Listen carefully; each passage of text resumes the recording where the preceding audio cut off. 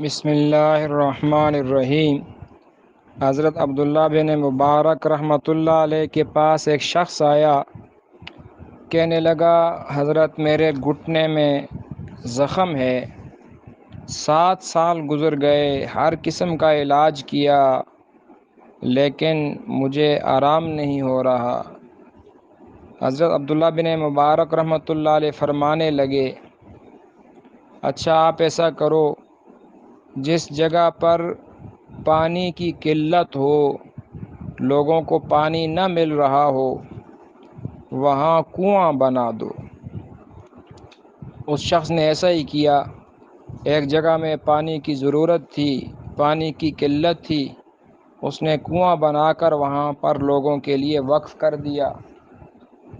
اللہ کی شان، تھوڑے دن ہی گزرے تھے کہ اس کا زخم بالکل ٹھیک ہو گیا۔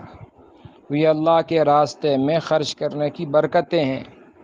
ایک عجیب واقعہ کتابوں میں لکھا ہے، ایک محدث تھے ابو عبداللہ حاکم رحمۃ اللہ علیہ، ان کے چہرے پر زخم ہو گیا۔ 1 سال گزر گیا اور ان کا زخم ٹھیک نہیں ہوا۔ استاد ابو عثمان صابونی رحمۃ اللہ علیہ سے جمعے میں دعا کی درخواست کی کہ حضرت آپ میرے لیے دعا کریں کہ میرے چہرے کا زخم ٹھیک ہو جائے۔ 1 سال گزر گیا اور زخم ٹھیک نہیں ہو رہا۔ استاد ابو عثمان صابونی نے جب دعا کی، ایک محلے میں عورت تھی، اس نے بھی سنی۔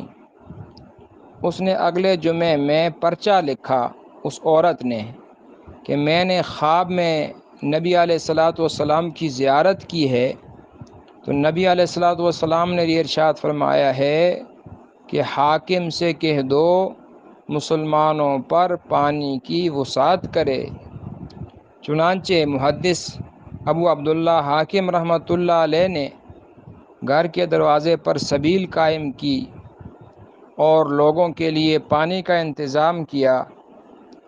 اللہ کی شان، اللہ کی قدرت دیکھیے کہ 1 ہفتہ ابھی گزرا تھا کہ 1 ہفتے کے اندر اندر ان کے چہرے کا زخم بالکل ٹھیک ہو گیا۔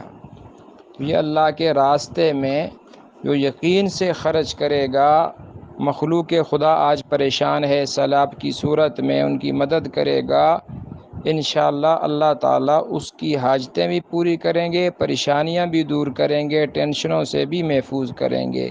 اللہ ہمیں عمل کی توفیق نصیب فرمائے، آمین۔